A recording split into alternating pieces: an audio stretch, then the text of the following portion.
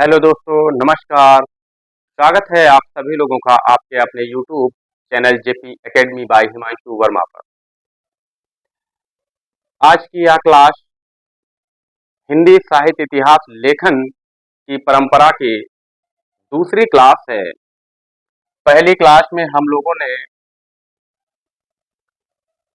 गारसा दत्ताती के संदर्भ में अध्ययन किया था।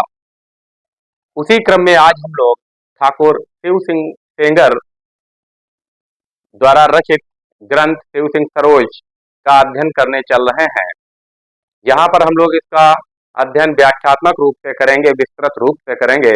आप लोग बहुत ही ध्यानपूर्वक इस क्लास को देखिएगा। बहुत ही महत्वपूर्ण क्लास रहेगी। टीजीटी पीजीटी के लिए सारे तथ्य यहाँ पर समाहित हैं। बहुत ही बेहतर तरीके से व्याख्या मिल जाएगी आपको।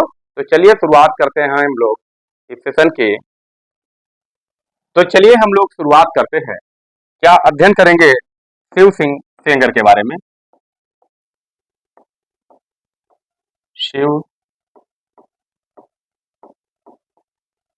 सिंह सेंगर, ठीक है। तो ये हमारा टॉपिक रहने वाला है शिव सिंह सेंगर। क्लियर है। इससे पहले जो इतिहासकार रहे हैं गारसा दत्ताती रहे हैं, जिन्होंने हिंदी साहित्य इतिहास लेखन की शुरुआत की है, या हम यूं कहें कि इतिहास लेखन की नींव डाली है, इतिहास लेखन परंपरा की शुरुआत की है। और गारसा दत्ताती का जो ग्रंथ था इस्तवार द लिटरेचर हिंदुस्तानी, जो उन्होंने 1839 ईस्वी में लिखा था। अब उसके बाद जो है द्वितीय प्रयास किया है ठाकुर शिव सिंह सेंगर जी ने, द्वितीय प्रयास किया है। तो यहाँ पर हम लोग लिखेंगे इतिहास लेखन का दूसरा प्रयास किया है इन्होंने। पॉइंट टू पॉइंट लिखेंगे जो कि आप लोगों की परीक्षा उपयोगी रहेगा, ठीक है। तो इतिहास लेखन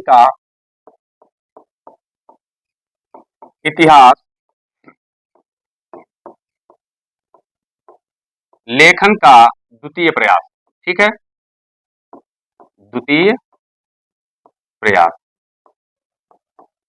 ये जो है इतिहास लेखन में जो है दूसरा प्रयास किसने किया है, तो बताएंगे ठाकुर शिव सिंह सेंगर जी ने। लेकिन इसकी एक विशेषता रही है कि परंतु किसी भारतीय द्वारा पहला प्रयास किया गया। तो यहां पर सीधे आप ऐसे लिख लीजिए, भारतीय का पहला प्रयास, पहला प्रयास, ठीक है। प्रश्न आपसे ये पूछा जा सकता है कि इतिहासकार ने सर्वप्रथम किस भारतीय इतिहासकार ने सर्वप्रथम इतिहास ग्रंथ की रचना की, तो आप बताएंगे ठाकुर शिव सिंह सेंगर जी ने, ठीक है। इनकी जो रचना है, रचना का नाम क्या रहा है, तो क्या रहा है, इनकी रचना का नाम क्या रहा है, तो आप बताएंगे रचना। तो रचना का नाम क्या था, तो आप बताएंगे शिव सिंह सरोज। क्या, शिव सिंह सरोज, ये जो है इनकी रचना का नाम है।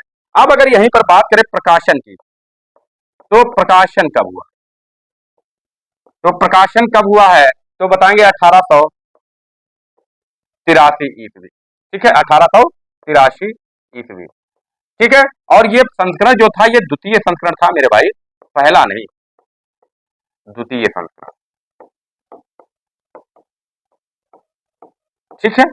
ये द्वितीय संस्करण था और यही आपको डेट बतानी भी है, द्वितीय संस्करण की डेट बतानी है। तो आप पूछेंगे कि प्रथम संस्करण कब प्रकाशित हुआ, तो प्रथम संस्करण जो है 1878 में इन्होंने लिखा था, ठीक है। परंतु इस पुस्तक में बहुत सारी कमियां थी, ठीक है, और उन्हीं कमियों को दूर करते हुए, यानी कि कमियों को दूर करके पुनः उस ग्रंथ का जो है प्रकाशन जो है 1883 में कराया गया था, ठीक है।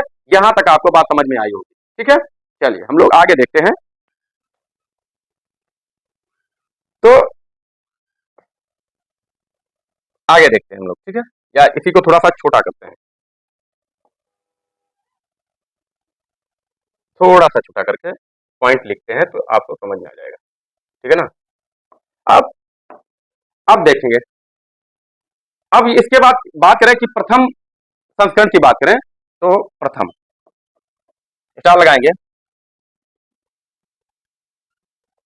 यह ग्रंथ, यह ग्रंथ सर्वप्रथम, सर्वप्रथम प्रथम 1800 कब 1878 ईस्वी में प्रकाशित हुआ।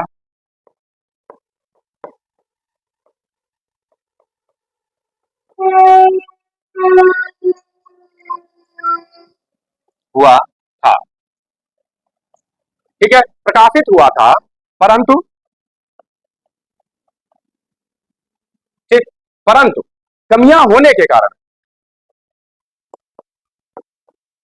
कमियां होने के कारण,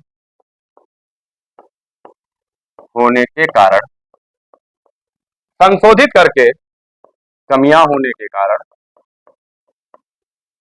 संशोधित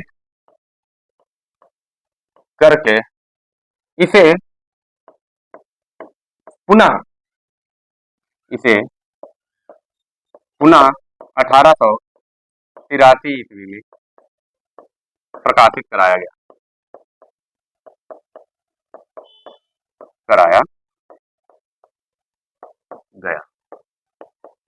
ठीक है, ये रहा पॉइंट आपका, आप इसका स्क्रीनशॉट जरूर ले लीजिएगा। अब यहाँ क्या आपसे प्रश्न पूछा जा सकता है कि द्वितीय इतिहास लेखन का द्वितीय प्रयास किसने किया हिंदी इतिहास लेखन का, तो बताएंगे शिव सिंह सेंगर। परंतु अगर पूछा जाए कि प्रथम भारतीय इतिहासकार कौन रहे हैं, हिंदी साहित्य इतिहास लेखन प्रथम भारतीय किसने किया है, तो आप बताएंगे शिव सिंह सेंगर। रचना का नाम अगर पूछा जाएगा तो क्या बताएंगे, शिव सिंह सरोज। अगर आपसे रचना काल पूछा जाए तो आप बताएंगे 1883 ईस्वी। या संस्करण कैसा था, तो दूसरा संस्करण था। अगर ये पूछा जाए शिव सिंह सरोज जो है सर्वप्रथम कब प्रकाशित हुआ, तो 1878 में। ठीक है, लेकिन कमियां होने के कारण इसे दोबारा संशोधित करके 1883 ईस्वी में संशोधित कराया गया था। यहां तक आपको क्लियर हुआ होगा, आप इसका स्क्रीनशॉट ले लीजिए। ठीक है,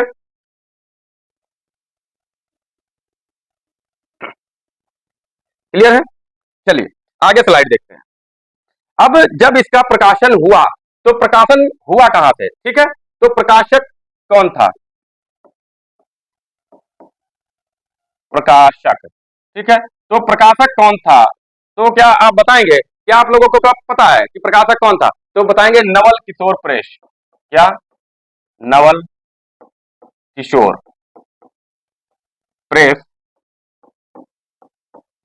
लखनऊ। और मेरे भाई लखनऊ कहां पड़ता है, तो क्या बताएंगे, उत्तर प्रदेश, लखनऊ उत्तर प्रदेश, ठीक है, यूपी। क्लियर है ना, ओके। अब यहां तक तो बात क्लियर हुई। अब इसकी विशेषताएं क्या रही होंगी, तो विशेषताओं की बात करें तो विशेषताएं क्या रही होंगी,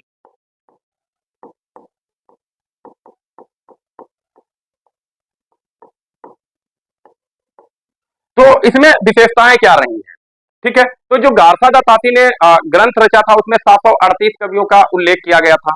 ठीक है, और इसमें क्या है, इसमें विशेषताओं के रूप में अगर देखा जाए तो 1003 कवियों व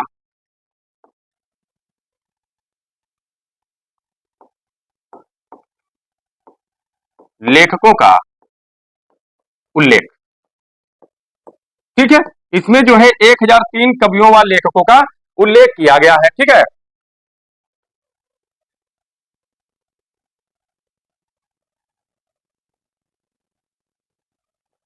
ठीक। अब दूसरा पॉइंट, ये पहला पॉइंट हुआ कि कवियों व लेखकों का उल्लेख किया गया। दूसरा पॉइंट क्या होगा कि इसमें कवियों के, कवियों के जन्मकाल,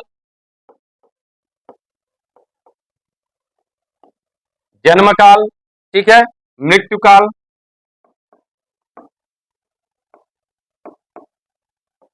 व रचना काल का भी उल्लेख किया गया है। रचना काल का भी उल्लेख किया गया है। ठीक है, इतना यहां पर किया गया, ठीक, उल्लेख किया गया, परंतु फिर भी इसे क्या है वर्तमान में, परंतु किया गया, परंतु फिर भी इसे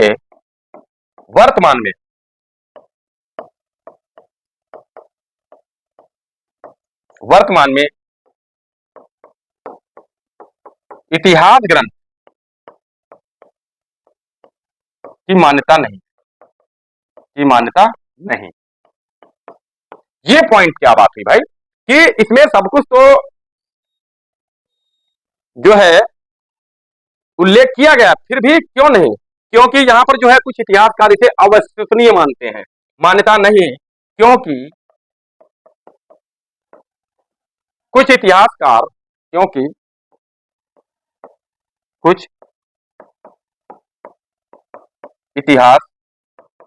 इसे अविश्वसनीय अविश्वा अविश्वसनीय अविश्वसनीय मानते हैं भाई, इसलिए जो है इसे जो है इतिहास ग्रंथ नहीं माना गया है। ठीक है, क्लियर हुआ ना?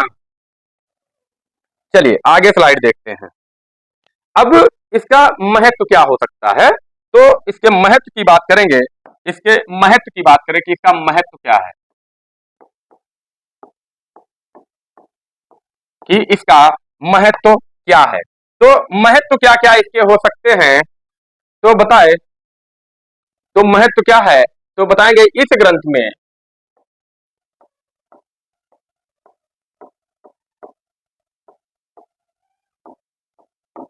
ठीक है, इस ग्रंथ में तत्कालीन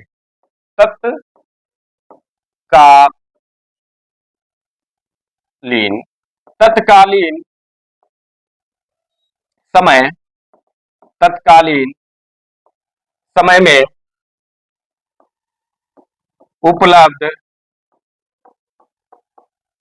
तत्कालीन समय में उपलब्ध हिंदी काव्य की तत्कालीन समय में उपलब्ध हिंदी काव्य की संपूर्ण जानकारी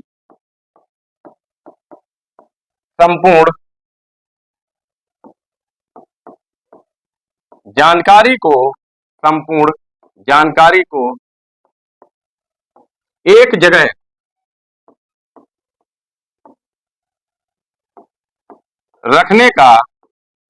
रखने का प्रयास किया गया है। ठीक है, प्रयास किया गया है, ये बात रही है, ये इसका महत्व है। ठीक है,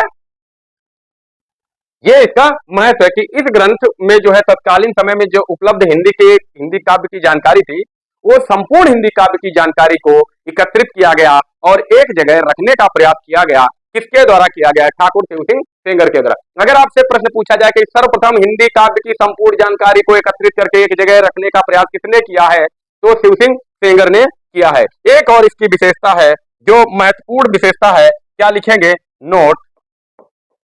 नोट में क्या लिखेंगे भाई?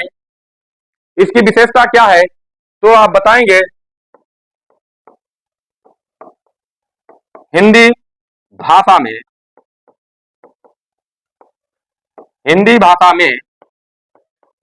रचित प्रथम ग्रंथ है। ठीक है, प्रथम ग्रंथ, ये इसकी विशेषता रही।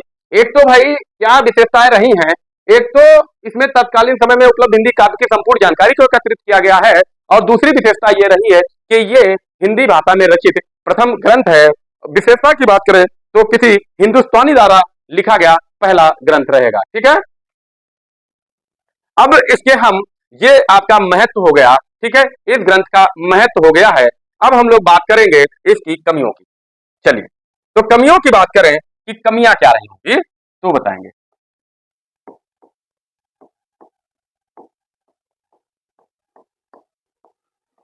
तो भाई कमियां क्या रही होंगी, ये आप बताएं कि कमियां क्या रही होंगी। तो सबसे पहली बात की इसमें जो है कवियों के जन्म काल का वर्णन किया गया, मृत्यु काल का वर्णन किया गया है, उनके रचना काल का वर्णन किया गया है, लेकिन इसमें काल विभाजन का कोई प्रयास नहीं किया गया। तो क्या लिखेंगे?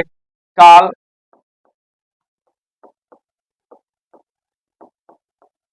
विभाजन का प्रयास नहीं। पहली बात, ठीक है, ये इसकी जो है कमी है कि काल विभाजन का इसे कोई भी प्रयास नहीं किया गया। दूसरी कमी की बात करें तो दूसरी कमी क्या हो सकती है, तो क्या बताएंगे, कवियों का उल्लेख, कवियों व लेखकों का उल्लेख, व लेखकों का उल्लेख कैसे नहीं किया गया है, काल क्रमानुसार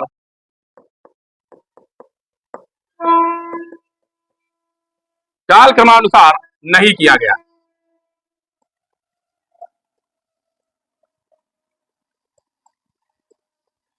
ठीक है, ये इसकी एक और कमी रही है। ठीक है, तो इसमें जो है कवियों व लेखकों का उल्लेख जो है वो काल क्रमानुसार नहीं किया गया कि जैसे जिसका जन्म पहले हुआ है तो उसका उल्लेख पहले होना चाहिए, जिसका जन्म बाद में उसका बाद में, ऐसा नहीं किया गया। इसमें जो है किसका उल्लेख किया गया, तो वर्णानुक्रम पद्धति अपनाई गई है। ठीक है, इस ग्रंथ में भी, क्योंकि गारसा दत्ताती ने भी वर्णानुक्रम पद्धति को ही अपनाया है, तो इस ग्रंथ में भी वर्णानुक्रम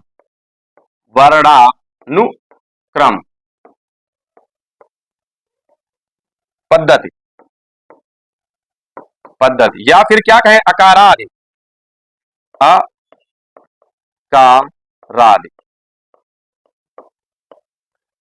पद्धति का अनुसरण किया गया। ठीक है, अनुसरण किया गया है। ये बात है कि इसको जो है जीवन काल के आधार पर नहीं, जन्म काल के आधार पर नहीं, अल्फाबेट के आधार पर, जैसे जिसका नाम ए से स्टार्ट है तो उसको पहले नंबर पर, जिसका बी से स्टार्ट है उसको बी दूसरे नंबर पर, भले ही ए वाले का जन्म बहुत बाद में हुआ है लेकिन उसको स्थान पहले दे दिया गया है। तो ये जो है इसकी कमी रही है। एक और इसकी कमी रही है, एक और इसकी कमी क्या रही है, इस ग्रंथ में इसमें घटनाओं को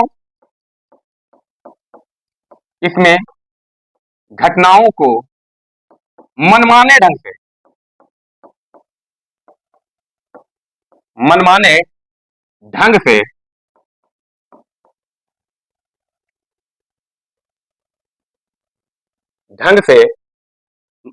इसमें घटनाओं को मनमाने ढंग से तोड़ा व मरोड़ा गया है।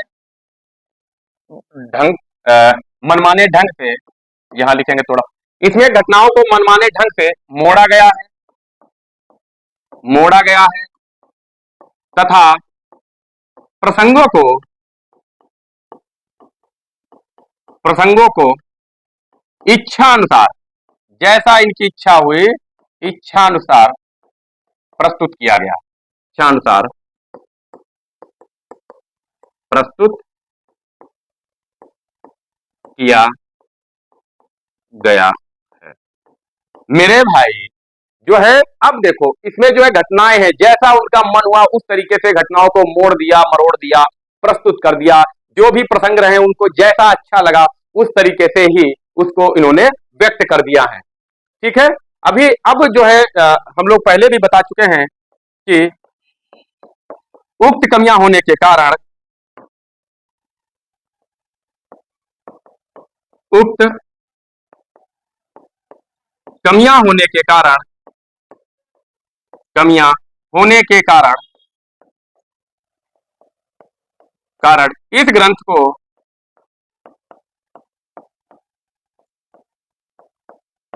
इस ग्रंथ को इतिहास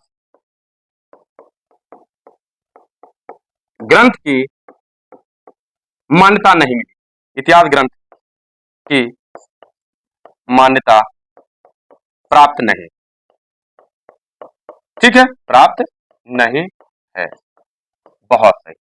इसको जो है इतिहास ग्रंथ की मान्यता भी प्राप्त नहीं है क्योंकि इसमें बहुत सारी कमियां हैं। ठीक है, तो इतनी सारी कमियां होने के कारण ही इसे इतिहास ग्रंथ नहीं माना गया है। ठीक है, तो इतिहास ग्रंथ अगर नहीं माना गया है तो इसके संदर्भ में क्या कोई कोट है, तो क्या बताएंगे? तो इसके संदर्भ में एक कोट है क्या है, विशेष क्या है, उक्ति है। आचार्य रामचंद्र शुक्ल, इसको स्टार लगा के लिखेंगे, आचार्य रामचंद्र शुक्ल। इस ग्रंथ को भी शुक्ल ने, इस ग्रंथ को भी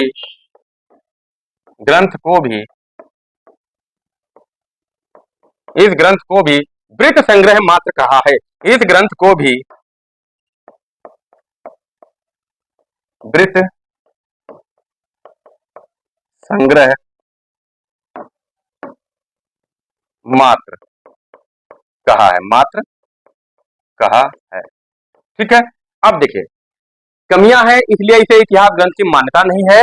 और विशेष तथ्य जो है, आचार्य रामचंद्र शुक्ल के कोई कथन है तो उन्हें आप जरूर नोट कीजिएगा और याद कीजिएगा।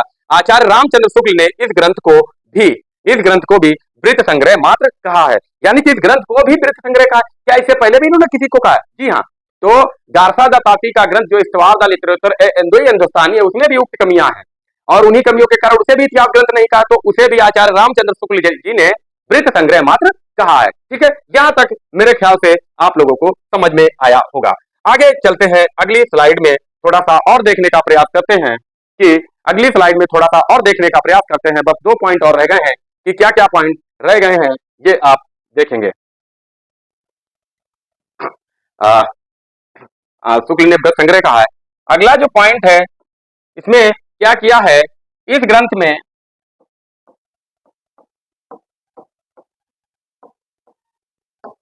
आदिकाल की सीमा,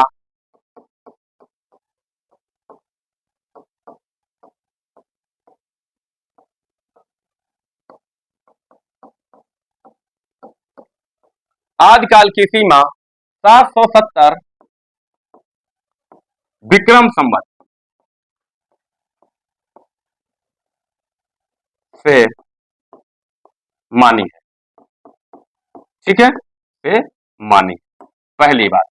तो आदिकाल की समय सीमा जो है 770 विक्रम संवत से मानी है।